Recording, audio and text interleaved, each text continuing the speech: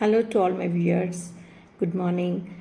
Here I am to explain briefly about Ansa cervicalis. I don't know why I had this intuition that this Ansa cervicalis could be one of the questions for your final exam. Last time I said one of the questions would come and that came for the exam. So this time also I have this intuition that this Ansa cervicalis could be a 5-marker question. So I thought I should upload a video on that explaining in brief.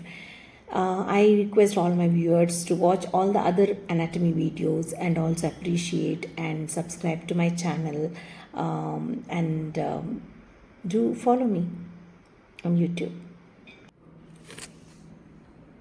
Here you can see the superior root, and superior root is formed by the fibers from the ventral ramus of the C1, and these fibers briefly join the hypoglossal nerve. That white one is the hypoglossal nerve, and you know that hypoglossal nerve supplies the dorsum of the tongue.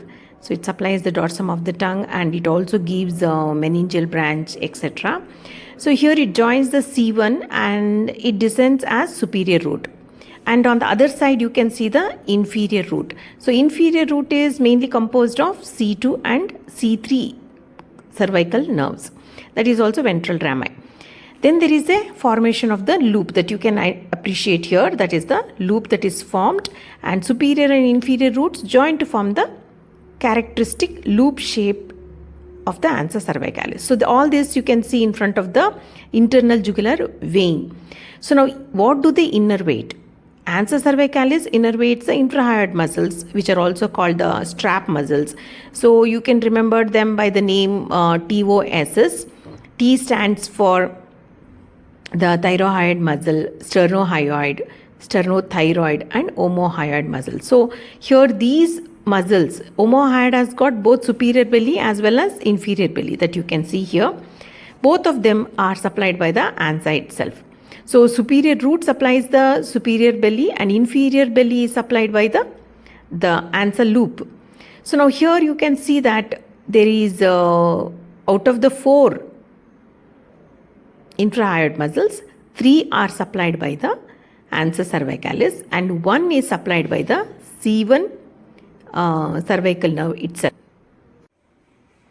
In this picture you can see that it supplies the superior belly of omohyoid and it supplies the sternohyoid and also the sternothyroid muscle. So these are the 3 things. So you can just remember superior root supplies all these S with the superior belly of omohyoid. So all these are S, that is from the superior root. The inferior root is on the other side. There you can see, here you can see the inferior belly of omohyoid being supplied.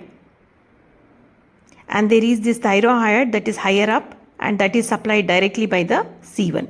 So now here superior root, how is it formed? It is formed not just by the hypoglossal nerve but also from the fibers of C1 and C2. So C2 is also contributing to the formation of the superior root. Then there is this inferior root and that is formed by C2 and C3. So this is the formation of the Ansa cervicalis. This is a very thin nerve loop and that is present anterior to the carotid sheath. So I also mentioned what are the contents of the carotid sheath, and you know what is carotid sheath.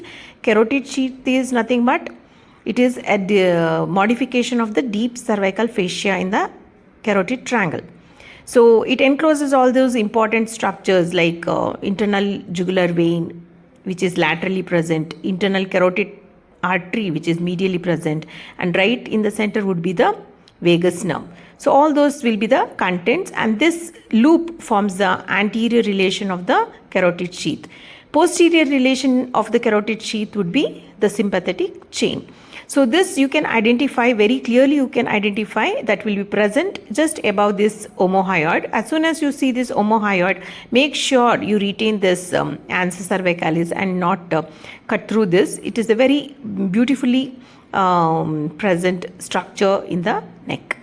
Thank you.